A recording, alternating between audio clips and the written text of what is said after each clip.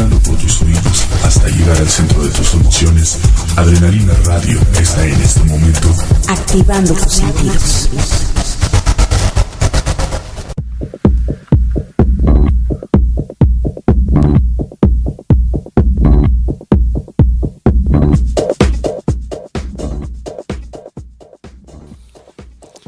Buenas noches, México. Buenos días, buenas tardes en otras partes del mundo donde nos sintonizan. Les damos la más cordial bienvenida a su programa Del Juego al Fuego. ¿Y tú aún no has caído? En los controles, Sergio. En la coconducción, la licenciada Misis Corral. Misis, qué gusto que estés con nosotros otra vez. Gracias, buenas noches. Y bueno, independientemente de estar en la coconducción, tiene ahora una sección muy especial que se llama La Encantadora de Libros, donde nos platica algo de los libros que ella le gusta leer y todo. Pero bueno, ya entraremos a su sección y tenemos hoy un invitado especial, ¿no? Tenemos al profesor Andrés Gómez. Andrés Gómez fue mi profesor en psicología en el IMPO, Instituto Mexicano de Psicología. Al cabo aquí no dicen gol cuando dices una marca, bueno, un nombre. Aquí no tenemos problema. Andrés, qué gusto que estés con nosotros. De verdad me da mucho gusto tenerte en el programa. Muy amable por invitarme. Y bueno, Andrés nos va a hacer favor de hablarnos recursos económicos y placer. Que me suena muy, muy atractivo el tema. Bueno, pues yo creo que vamos a entrar de lleno al programa. Como ustedes saben, este es un programa donde hablamos de la ludopatía. Para las personas que nos sintonizan por primera vez, la ludopatía es la enfermedad del juego. Coloquialmente decimos la adicción a los juegos de azar. Pero bueno, esto en 1980 es que se toma como una enfermedad en el Manual Diagnóstico Estadístico DSM-3, donde se caracterizan las enfermedades mentales. Pero bueno, en ese tiempo los adelantos tecnológicos no estaban tan avanzados. Actualmente hablamos como ludopatía, internet, videojuegos y teléfonos celulares. Pero no se espanten, no por tener un teléfono celular o entrar al internet ya estamos enfermos, tenemos ludopatía. No, esto para que vayan normando criterio es cuando empezamos a afectar otra área de nuestra vida. Esta puede ser personal, familiar, laboral o social. Quiere decir que hay personas que por estar en el internet o en el videojuego o en el casino dejan de bañarse o dejan de comer y afectan su área personal o dejan de trabajar. Entonces es cuando esto se convierte en una patología. Ajá. Pero bueno, los adelantos tecnológicos son maravillosos, podemos encontrar cualquier cosa y todo. Claro que también, yo creo que nos han afectado un poco, Andrés, porque ahora ya no estudiamos, ya nada más entramos a San Google, como dicen, sí. y buscamos ahí, tenemos las respuestas, ¿no? O sea, ¿qué opinas de eso, de los adelantos tecnológicos, que son maravillosos, pero que también nos han hecho como que caer en un área de confort? Sí, realmente estos, digamos, sobresaltos en la manera de desenvolverse en el mundo tienen como punto de partida, por ejemplo, la invención de la imprenta. Desde la imprenta se consideró que entonces el acceder a los textos implicaría el descuido de la vida real, porque el libro reemplazaría, digamos, las situaciones vivenciales de los sujetos en el día a día, y esto conduciría, digamos, a ser una especie de humanos artificiales. Entonces, en este momento pareciera que estamos experimentando una edición diferente, o una segunda edición de este temor, de este riesgo. Pero en efecto, bueno, a eso se le apostaba, ¿no? En tener una vida más confortable, que permitiera a los seres humanos no desgastarse en aspectos que podrían parecer irrelevantes para su formación, para su construcción, desarrollo. Pero bueno, finalmente también hay una serie de efectos llamados colaterales que implica el descuido, y hay quien llega a sostener incluso que esta tecnología, especialmente visual, ha conducido a la disminución de capacidades cognitivas, eso es muy importante. Lo menciona Giovanni Sartori en un libro que se llama Homo Videns. Él se refiere a una capacidad de entendimiento disminuida, y dice que gran parte de la humanidad no los aprovecha. O sea, contrario a la expectativa de incrementar, de potencializar el desarrollo humano, dice que la ha mermado, y solo unos cuantos, digamos, sí lo logran optimizar. Pero fíjate, yo creo que por otro lado la interacción humana ha cambiado muchísimo, ¿no? Porque de repente ves una pareja que cada uno tiene su celular y a lo mejor te están diciendo, oye, mi vida, te amo y te deseo y todo, pero no se lo dicen frente a frente. Sí. O sea, todo lo hacen por medio del chat. Entonces, como dicen, ¿no? Los adelantos tecnológicos han acercado a la gente que está lejos, pero han alejado a la gente que está cerca. Bueno, pero hay que tomar en cuenta algo que es importante, y ojo, en todo proceso hay un retroceso. En este caso, es verdad que probablemente pueda ser que tengamos menos tiempo para razonar las cosas, pero tenemos muchísimo más acceso a la información. Sí, no. Uno puede estar informado de cualquier cosa que pasa en el mundo en cuestión de segundos. Sí. Y entonces es algo que dicen que te da libertad. Entre mayor conocimiento tengas, más opciones tienes para tomar una decisión. Sí. No sé qué tan bueno o qué tan malo sea esto, de acuerdo al punto de vista psicológico de ustedes, ¿no? Bueno, como dices, el conocimiento te da libertad, ¿no?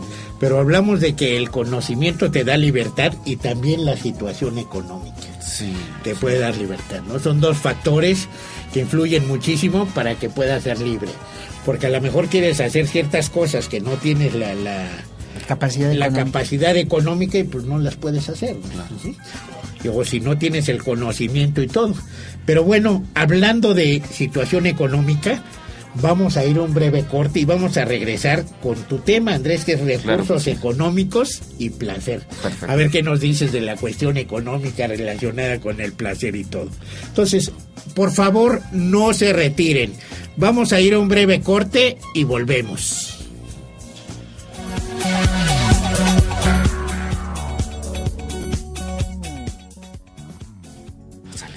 Nuevamente estamos con ustedes en su programa Del Juego al Fuego. ¿Y tú aún no has caído?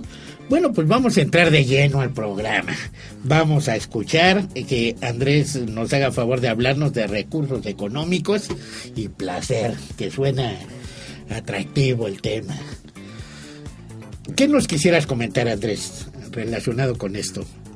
Mira, Carlos, mi intención es desmontar una serie de conceptos de carácter social que predominan en las formas de entender la gratificación en la gente, especialmente en países como los nuestros latinoamericanos, donde el placer está muy marcado como una condición que resulta de esfuerzos, privaciones, austeridad, incluso dolor. O sea, se tiene la condición bastante generalizada de que para disfrutar tienes que padecer. No puedes entrar al goce si no has llevado a cabo una serie de experiencias en donde se marque padecimientos, dolores, sufrimientos. Y entonces, cuando planteo esta condición de vincular lo económico con el disfrute, con el placer, sin duda tengo que pensar en las imágenes de consuelo, a mi juicio, en donde dicen que el dinero no es la vida, que se puede ser feliz con poco, que incluso las clases marginales son quienes más gozan, porque los ricos, pobres ricos, ¿no? Esta idea de Oliver Twist, ¿no? De que tienen una serie de recursos, pero que son sumamente infelices.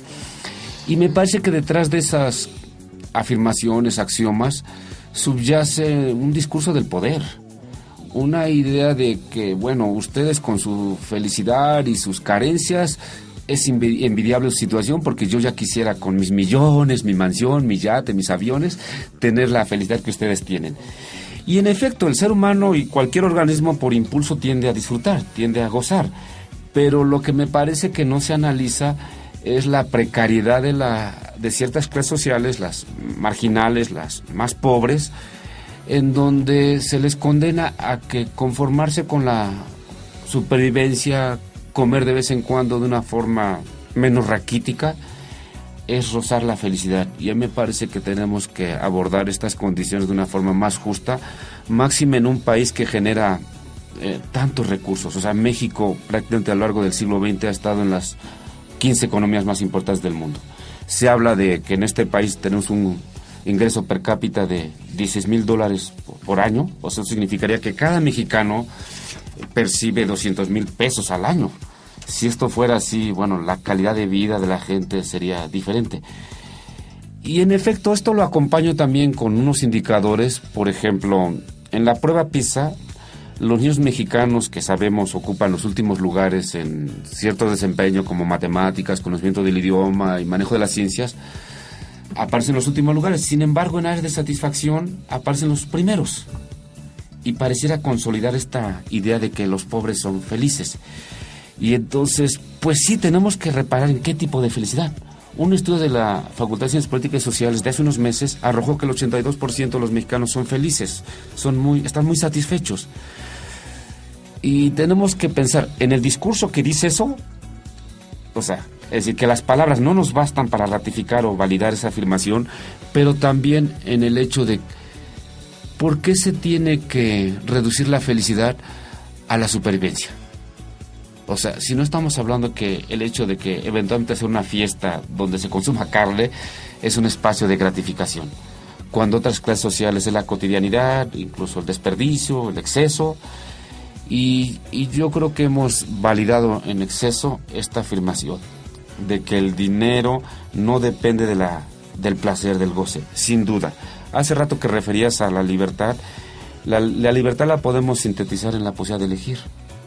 Si tenemos menos recursos, nuestras elecciones son menores. Exacto, a eso es lo que me referí. Sí, entonces, desde luego que sí hay una diferencia de goce a partir de la condición económica. Desde el marxismo más tradicional dice, bueno, es que los pobres, bueno, habla del proletariado, ¿recuerdas? El proletariado solo dispone de su cuerpo. Y pensaríamos, por ejemplo, que en el ámbito sexual los pobres disfrutarían más del cuerpo porque no disponen de otras cosas. Claro. No disponen del viaje, no disponen del auto, no disponen de los productos y de la movilidad que la condición económica, pero curiosamente no es así. O sea, por ejemplo, los jóvenes, la gente, o el proletariado de la perspectiva marxista, pero ya analizado por otro marxista psicoanalista que es Wilhelm Reich, dicen no, el goce sexual es mucho menor en la gente que tiene menos recursos materiales. Entonces, sin duda, hay un vínculo estrecho, me parece inseparable, entre condición económica y posibilidades de placer.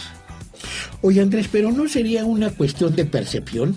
Porque, por ejemplo, hablando de la pirámide de Maslow, él dice que, bueno, lo primero es la cuestión del cuerpo, ¿no? Sí, las necesidades fisiológicas. O sea, sí, y después pasas a la segunda etapa y todo. Pero, por ejemplo, la teoría humanística, como el caso del doctor Víctor Frank, que estuvo en los campos de concentración y para ellos, pues la felicidad era la sobrevivencia. Exacto, única y exclusivamente. No importaba si tenían comida o si tenían placer sexual o si tenían... ¿No será esa la cuestión que, como dicen, en este mundo traidor, nada es verdad, nada es mentira? Según el color del cristal con que se mire. Carlos, es que yo creo que se ha abusado de esa relatividad. O sea, justamente para mantener esa inaccesibilidad a placeres más elaborados, como es la movilidad, como es la acumulación o la posesión, se ha dicho, no, pues en cualquier condición se puede ser feliz, ¿no? O sea, tú ves en cualquier biblioteca o libros en la psicología que apropiate de tu vida, sé feliz, disfruta, no esperes trascender económicamente aquellas cosas porque son caminos perturbadores, casi psicóticos, y que con lo que tienes puedes ser feliz. Pero yo creo que tienes razón, o sea, entre más economía tengas, tu situación puede ser mucho mejor. Sí. Puedes tener diferentes placeres, no nada más el placer sexual, ¿no? O de la por ejemplo, viajar o muchas otras cosas, ¿no? Ajá.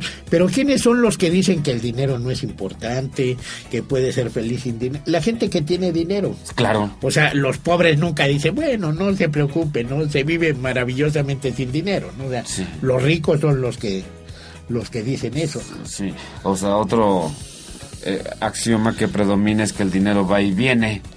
O sea, es terrible decir eso cuando alguien no ha tenido realmente una trascendencia económica. Cuando nunca ha venido, ¿no? O sea, pues ¿qué es ir y venir para condiciones marginales? O sea, la supervivencia, fundamentalmente. Claro. ¿No? O sea, tenemos una población, digamos, que no se desplaza, que no tiene expectativas mayores, y no es por ellos, es un sistema que los reduce a eso, pero que los obliga, digamos, a mantener esta condición limitada. Pues me parece muy interesante el tema. Vamos a continuar con esto, vamos a ir a un breve corte y vamos a continuar con el tema porque me parece sumamente importante. Gracias. Vamos a un corte y volvemos. Estamos escuchando Adrenalina Radio, activando tus sentidos. Nuevamente estamos con ustedes en tu programa Del Juego al Fuego. ¿Y tú aún no has caído? Para todas las personas que quieran contactarnos, que quieran contactar al profesor Andrés, que quieran contactar a la encantadora de libros, vamos a dar los teléfonos. Vamos a decir quiénes somos, Calci, quiénes somos y los datos, por favor, Misis. Sí, claro, Calci es Centro de Atención de Ludopatía y Crecimiento Integral AC. Calci es una agrupación con más de 100 años de experiencia. De 10 años. De 10 años de experiencia, pionera en la prevención de la ludopatía. Inició en el año 2002 con el nombre de Jugadores en Recuperación y a partir del 2008 se conformó como una asociación civil con el nombre de Centro de Atención de Ludopatía y Crecimiento Integral AC. Los teléfonos, por favor, y las redes sociales. Sí, claro, mira, estamos en el teléfono 2529-6690 y el celular es 5516-29-6553. El mail es calcimexico@gmail.com. También tenemos otro correo que es jugadoresenrecuperación@yahoo.com.mx. Y en Facebook nos encuentras en Calci AC. En Twitter, @calci_AC. Y en Skype, Calci_ludopatía. Gracias. Bueno, nuevamente contigo, Andrés, hablando de recursos económicos y placer. Bueno, yo te comentaba que a lo mejor es una cuestión de percepción. Sí. Obviamente quien no tiene dinero, pues busca el placer a su estilo, ¿no? Sí. O como dicen los que tienen dinero, lo más maravilloso de la vida no cuesta dinero. Ver una puesta de sol, la luz del día, hablando de cosas que no cuestan dinero. Sí. Pero bueno, síguenos comentando relacionado con recursos económicos con el placer. Mi planteamiento es, digamos, la conformación de esquemas y experiencias de placer limitados en la medida de basarlos fundamentalmente en un área, una dimensión cuyo espectro es bastante reducido y que no habría problema, pero esto se convierte en algo difícil de admitir cuando, de nuevo, los espectros o áreas de placer de otras clases sociales son infinitamente mayores, son colosales. Entonces, decir que la gente la pasa bien con lo que tiene y que agradecer el día a día, el respirar, el sol, besar a los hijos, a la pareja, a los vecinos, híjole, creo que nos hemos excedido con esas ideas. Ok, ahora yo quisiera preguntarte, para la gente que nos escucha, ¿qué podemos hacer para tener más recursos económicos? Pues yo creo que ampliar los esquemas y ampliar, digamos, la mirada sobre los factores o las condiciones de por qué se vive con tan poco y aparentemente feliz. O sea, es bastante grosero percibir 70 pesos diarios, que es el salario mínimo, 70 pesos con 60 centavos. Y ahí se ha dado por hecho, justamente es una ideología que solventa esta afirmación de que no hay problema, la gente puede ser feliz con lo que sea. Se ha vuelto bastante natural, es ridículo, es increíble que se esté pensando que con 70 pesos se puede sobrevivir para una familia. Claro. Y la gente hace malabares, a mí me resulta inexplicable qué le hace, o sea, y no son leyendas, sí hay personas que ganan eso, aquí en la Ciudad de México. Pero claro, viven de conseguir cosas secundarias o tienen que poner a trabajar a toda la familia para poder sacar adelante eso.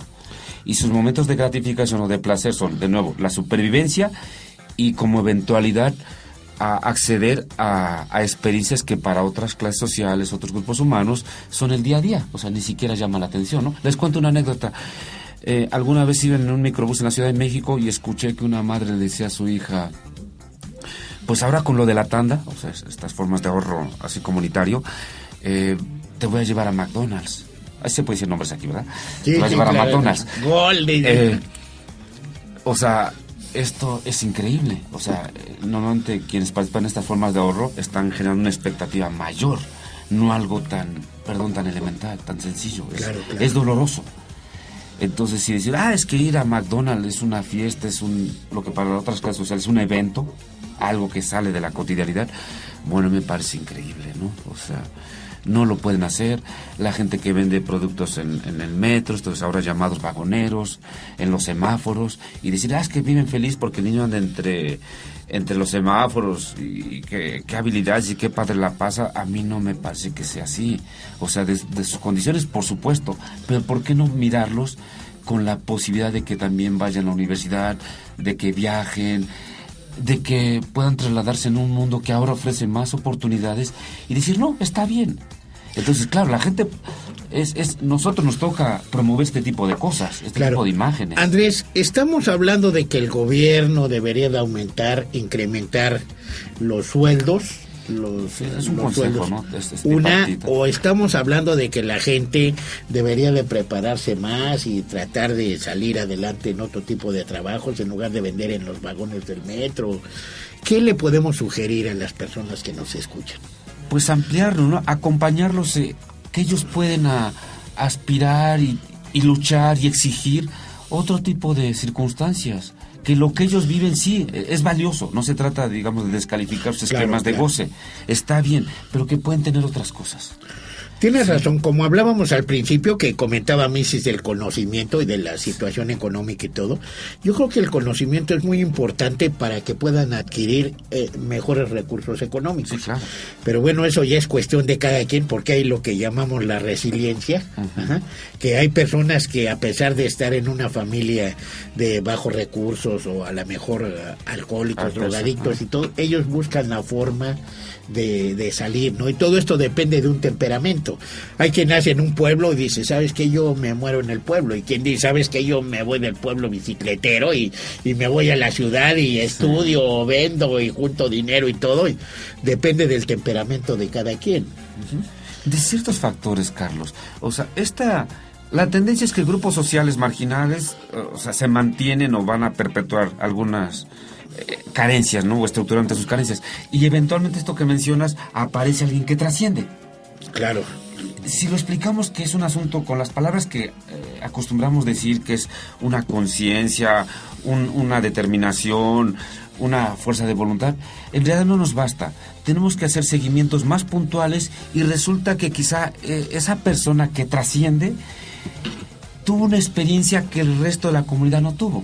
Por ejemplo, llegó un empresario, llegó alguien que le dijo, hay un mundo más allá de lo que estás viviendo. La información. Exacto, que para mí esa sería la propuesta. A nosotros gente que tenemos condiciones un poco menos desfavorables, convertirnos en eso, en agentes, digamos, de una divulgación de un mundo al cual pueden acceder ellos. Claro. Como dicen, hasta las águilas necesitan un empujón. Exacto, ¿no? O sea, somos, digamos, divulgadores de panoramas, claro. En la docencia, en la psicología, y cualquiera que tenga una condición un poquito más favorable. Pues yo creo que este tipo de espacios son muy favorables para que podamos empujar a la gente o tratar de abrir un poco su conocimiento y todo, para que puedan darse cuenta que hay otro mundo y que pueden acceder a él. Sí. Entonces, pues estos espacios, Andrés, yo creo que se van a quedar muchas cosas en el tintero, porque bueno, una hora se va rapidísimo y todo, entonces, pues te vamos a tener que obligar así un poquito a que tengas que venir otro programa. Todavía sí quiero seguir hablando. Sí, yo por mí me mantengo las siguientes horas. Bueno, Andrés puede hablarnos todo el día y toda la noche, pues tiene con qué. Pero bueno, tenemos que hablar de un tema especial ahora que tenemos, que es la encantadora de libros. Perfecto, que nos va a hablar un poquito es una vía también de oportunidad. De Gabriel García Márquez, ¿no? A 3 días o a 4 días del aniversario de su fallecimiento. El 17. Él falleció el 17 de abril del 2014. Misis, pues vamos a iniciar con tu sección que nos vas a comentar hoy de Gabriel García Márquez. Bueno, mira, en primer lugar quiero decirles que me encantaría enseñarles el libro que voy a leer, que se llama Vivir para contar. Es la historia de Gabriel García Márquez, escrita por él a través del tiempo. Gabriel García Márquez es uno de mis autores favoritos. ¿Por qué? Pues primero porque quiso mucho a México, se vino a vivir a él. Es colombiano, nace en Aracataca, el lugar donde fue criado por su mamá, que era, si no rica, una chica más o menos bien, en una familia un tanto con el bluff bananero de la zona donde ellos vivían, y le hacían creer que la chica era una niña rica que tocaba el piano en el unicornio, porque no era piano totalmente, claricornio. Y en las fiestas o en las sedes, el abuelo, que era coronel. De ahí uno de sus personajes favoritos en un libro que a mí me gusta mucho, que se llama El coronel no tiene quien le escriba. Y aparte, pues está su libro maestro de 100 años de soledad, donde el realismo mágico hecho por las tías, por las abuelas que contaban en sueños, las fábulas y todo eso. Sin embargo, García Márquez, como dice, se preparó mucho tiempo. De hecho, me gustaría leerles una parte de lo que él habla. Dice: acababa de abandonar la Facultad de Derecho al cabo de 6 semestres, dedicados más que a leer lo que me cayera en las manos y recitar de memoria la poesía irreemplazable del siglo de oro español. Había leído ya, traducido y en ediciones prestadas, todos los libros que me habían basado para aprender la técnica del novelar. Y había publicado 6 cuentos en suplementos periodísticos, de los cuales esos primeros cuentos de García Márquez son terriblemente malos. No me gustaría comentarlos, pero si algún día los ven sabrán que digo la verdad. Dice: iba a cumplir 23 años al mes siguiente, cuando la madre lo va a buscar para que lo acompañe a vender la casa de los abuelos allá en Aracataca. Y entonces dice: ya era infractor del servicio militar y me fumaba casi sin premoniciones 70 cigarrillos de tabaco bárbaro. Alternaba mis socios entre Barranquillas y Cartagena de Indias, en la costa caribe de Colombia, sobreviviendo a cuerpo de rey con lo que me pagaban por mis notas diarias en el Heraldo, que eran casi menos de 4 pesos colombianos de aquella época. Dormía lo mejor posible acompañado, donde me sorprendían las noches, como si no fuera bastante la incertidumbre sobre mis pretensiones y el caos de mi vida. Un grupo de amigos inseparables nos disponíamos a publicar una revista temeraria y sin recursos. Entre ellos un tal Alfonso Mayor planeaba desde hacía 3 años. ¿Qué más podía pedirle a la vida? Y su mamá le contesta que casi no lo reconoce cuando lo ve después de 5 años de estar fuera y de todos los sacrificios que había hecho su padre, que era telegrafista, para que el hijo grande estudiara una carrera universitaria y tuviera un título en su casa, cosa que él nunca lo iba a hacer porque él quería ser escritor. Y esto le da a todos una idea de lo que García Márquez tenía, siempre lo pensó. Era un hombre de mente abierta. Tuvo la oportunidad de poder viajar al extranjero con una beca dada por el periódico y conocer a grandes periodistas y a grandes escritores españoles. Y esto lo llevó a crear todos los personajes de su familia y a crear todas las vivencias y los libros que había leído a través del tiempo que se fumaba los 67 cigarros diarios, uno tras otro, lo prendía uno a través del otro, hacer pues un premio Nobel. Y quiero decirles que a mí, en lo personal, 100 años de soledad es un libro así como de lo mejor que he leído. El amor en tiempos del cólera, la crónica de una muerte anunciada, los cuentos peregrinos, no sé, pero cuando yo fui a conseguir este libro, estuve buscando en varias librerías de México y estaban agotados muchos en un año, en esta época que acaba de cumplir un año el libro de García Márquez.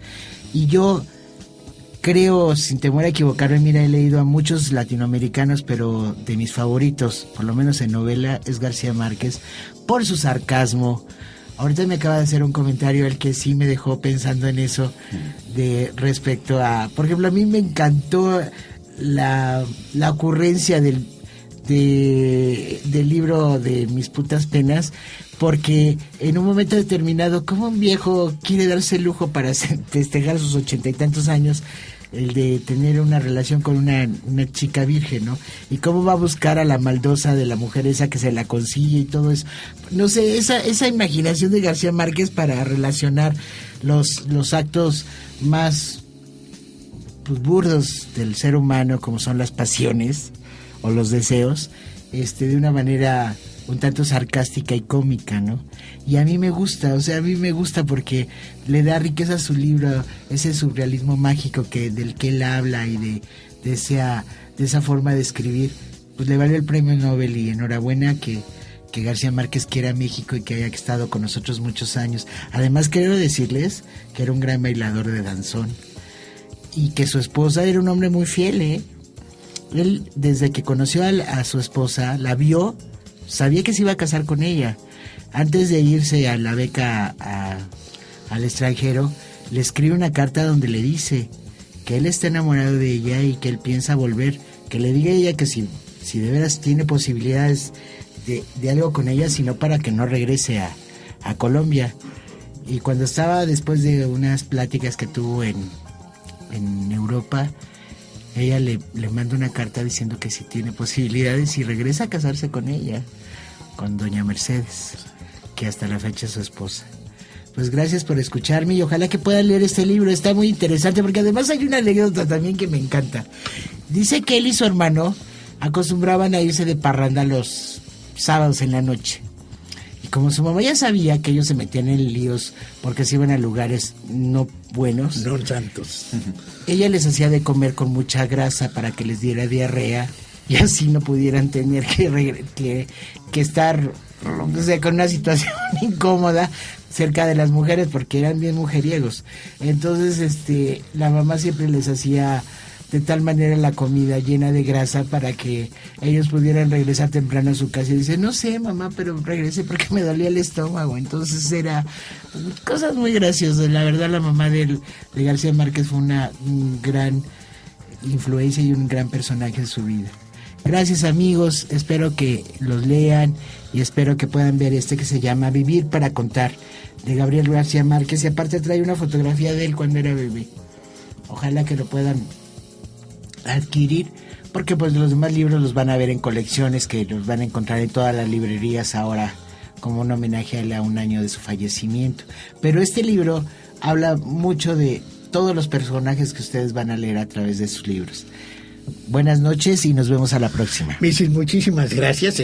Creo que no era tan fiel Gabriel García Márquez, dice la señora del prostíbulo, la que le consiguió a la señorita. Sí, pero no era García Márquez, era uno de sus personajes. Era un nacido cliente del prostíbulo. Sí, pero y te extraña que haya buscado una señorita. Por ahí hay un dicho que dice: gato viejo quiere rato joven. Bueno, vamos a ir a un breve corte y volvemos.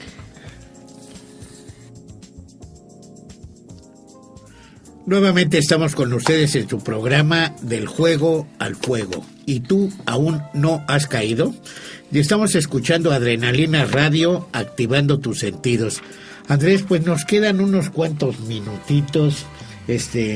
¿Quisieras comentar algo por último? ¿Cerrar el tema? ¿Quieres que dejemos el tema abierto para otro programa? ¿Qué quisieras comentar? Siempre vamos a estar abordando estas cosas de una manera inacabada. No hay, eso sí, no hay verdades absolutas, no hay límites concretos, no hay definiciones permanentes, ¿no?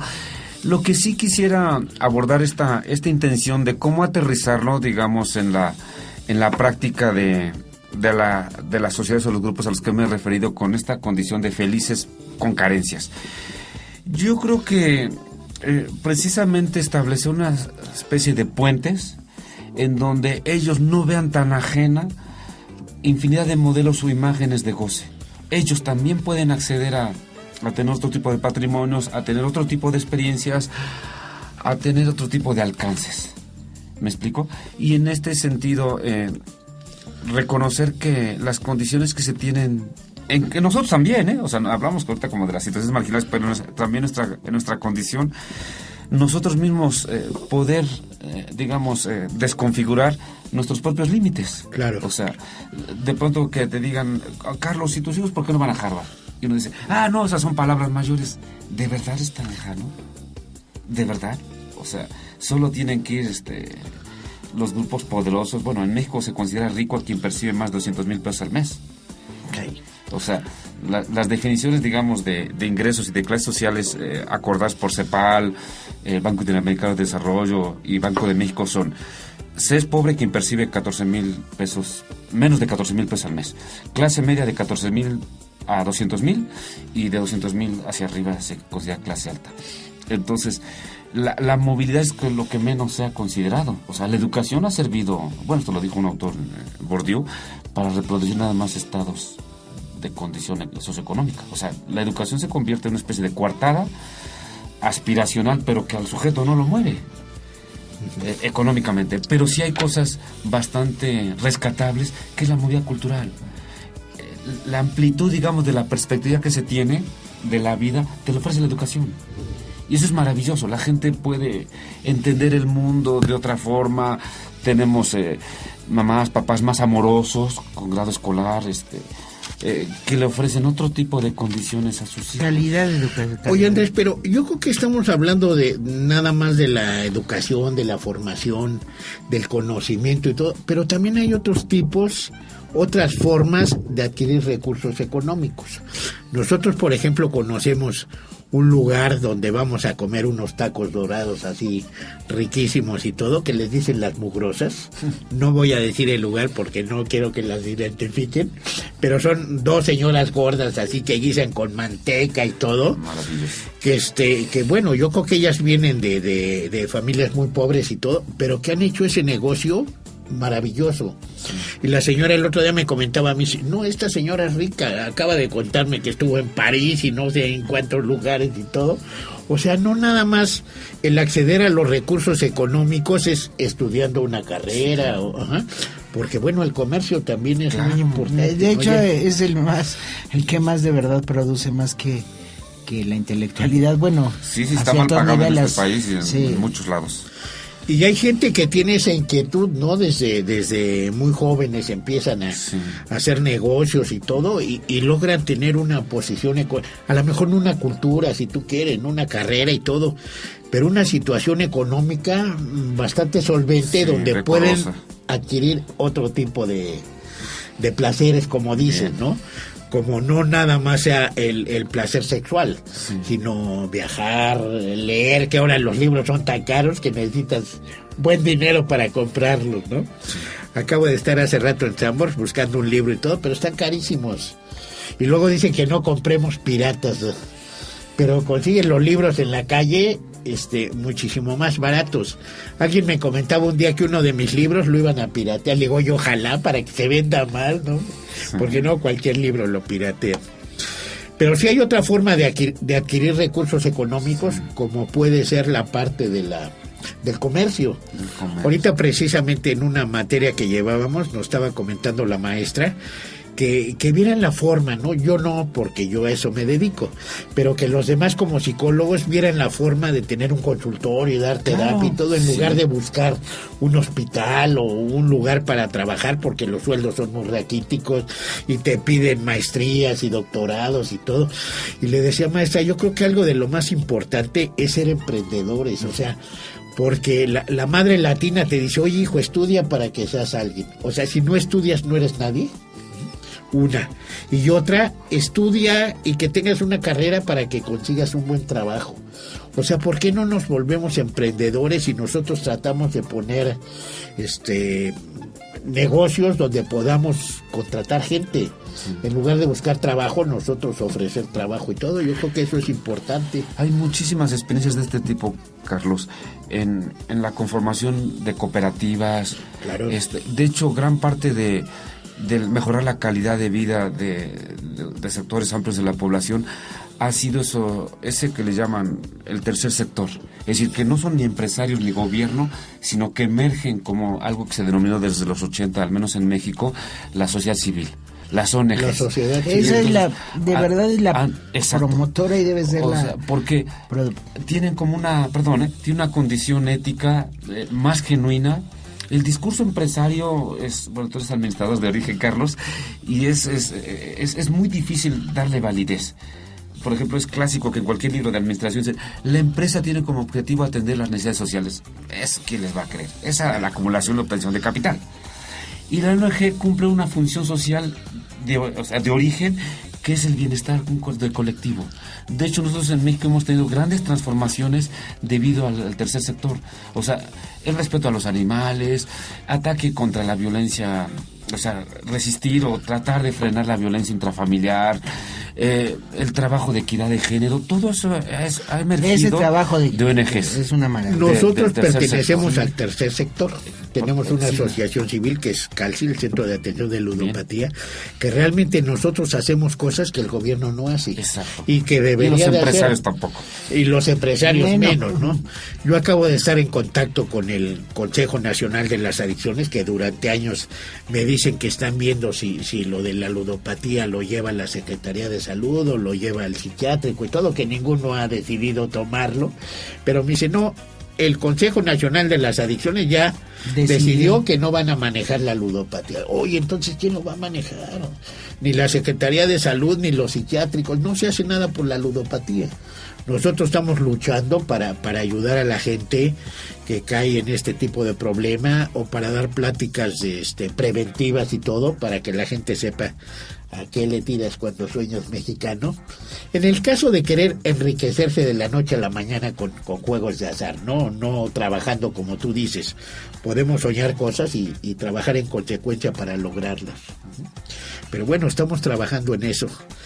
Así que pedimos que nos apoyen para vender nuestros libros, para hacer cosas y todo, para que podamos tener recursos y poder seguir trabajando.